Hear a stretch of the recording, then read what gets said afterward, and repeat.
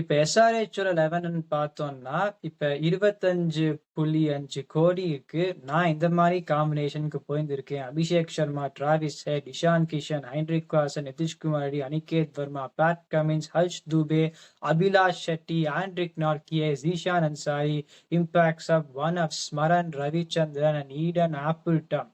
இப்ப ஒரு சில பேர் கேட்கலாம், ஹர்ஷல் பட்டேலை 8 கோடிக்கு ரிட்டர்ன் பண்ணியிருக்காருன்னு கேட்கலாம். நான் என்ன பண்ணியிருப்பேன்னா, ஹர்ஷல் பட்டேலை விட்டுட்டு ஷமியை ரிட்டர்ன் பண்ணியிருப்பேன். பிஷ்னோய் எவ்வளோ போறாருன்னு தெரியல. எனக்கு பொறுத்த வரைக்கும் சிஎஸ்கே வாங்கணும். ஒருவேளை பிஷ்னோயும் வாங்கி ஷமியும் வச்சிருந்தானா இது ஒரு கப் அடிக்கிற டீம் மாதிரி இது இருந்திருக்கும்.